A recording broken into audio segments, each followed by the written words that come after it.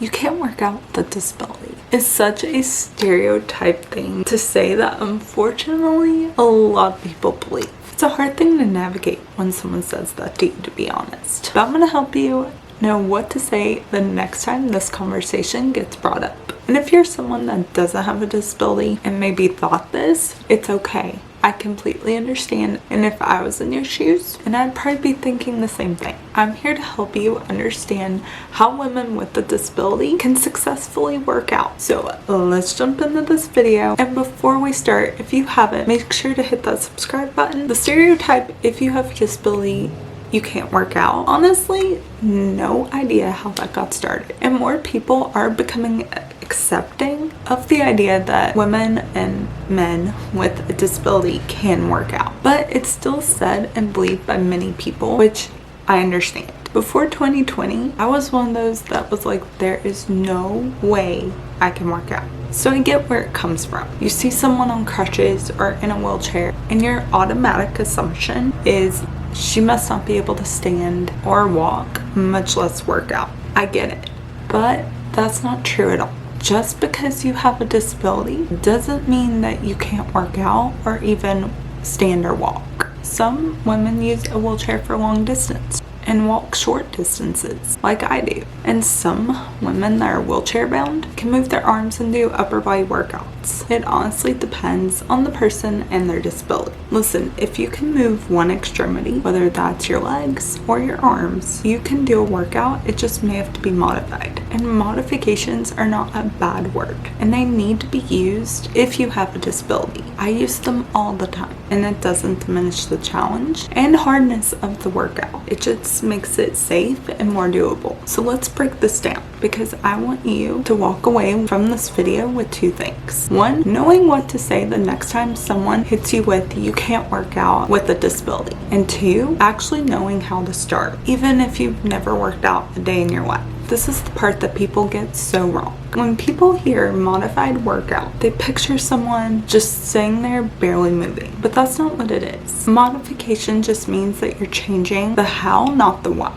The goal of the exercise stays the same. We're just finding a way your body can get there safely. Some real examples: can't do a standing squat. You can do a seated squat to a chair or a seated leg press with a band. Same movements, same bum, different position. Can't do a push-up on the floor. Incline push-ups against a wall, a counter, or your bed. It's still building your chest and arm strength. If you're a wheelchair user and want cardio, seated boxing, shadow boxing, arm bike, resistant band rows. Your heart rate will go up, I promise. Limited grip strength, wrist wraps, looped bands, or adjusting how you hold a weight so it's secure. None of that is less than. A seated workout that has you sweating and shaking by the end of it is just as real as anybody else's workout or gym session. I need you to hear that. I told you earlier, before 2020, I genuinely believed I can work out. Not because anyone sat me down and told me that, but because I never saw it. I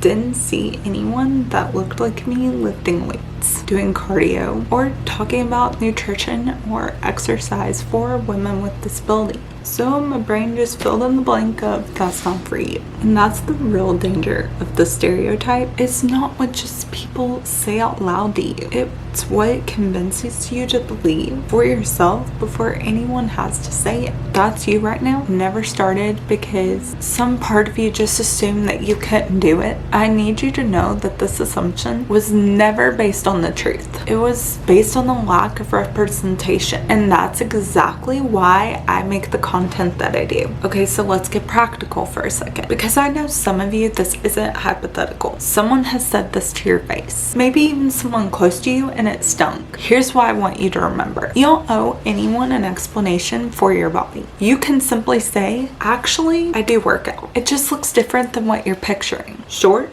confident, done. Number two is educate, but only if you want to. You can say something like, a lot of people assume this, but disability and fitness aren't opposite. I just modify based on what helps my body and what my body needs that day. And if I can't do an exercise, I just figure out how to work around it and come up with a modification that will work for me. You're not arguing with them. You're just informing them.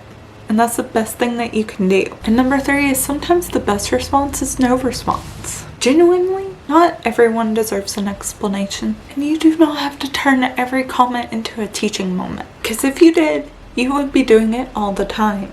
And protecting your energy counts as a win too. And for someone watching that maybe has said something like this before without realizing how it sounded, like I said at the start, that's okay. You're here, you're learning, and that's already put you ahead. This is the part that I wish someone had told me before 2020. Here's your starting point. Pick one movement that you know you can do, not what you think you should be able to do, what you can actually do today. Maybe they're seated arm raises, maybe that's just rolling your wrist. Start there. Number 2 is to set a stupid small goal. 5 minutes, not an hour, 5 minutes, 3 times a week. That's it. Just start small, work your way up, but just start very, very small. Number 3, track how you feel, not just what you did. How's your energy? How's your mood? Your pain levels? Fitness with a disability is more than just the calories you just burned. Number 4 is to find one modification for one exercise you've always wanted to try. Comment below and I'll try to help you figure it out. That's literally what this channel is for. You do not need a doctor's note to try 5 minutes of movement. Though obviously, please check with your doctor and your care team if there's anything new and to see what's safe for you. I'm not a doctor, I'm just your hype woman. You do not need to look the part. You do not need anyone else's approval. You just need to start where you are. So next time someone tells you, or the small voice in your head tells you that you can't work out because of your disability, I want you to remember everything that we talked about. Modifications aren't a downgrade. Your starting point doesn't have to look like anyone else's. And you are so much more capable than the stereotype gives you credit for. I post every single week, Modify It Monday, Workout Tip Wednesday, breaking down disability moves, talking about food freedom for disabled women, and yes, calling out more of these stereotypes one by one. So if this hit home for you, you already know what to do. Give this video a thumbs up, comment any reviews that you'd like to see from me, any questions that you may have, and make sure to hit that subscribe button and the notification bell so you're notified every single time I post a video, and I'll see you in the next video. Love you guys. Bye.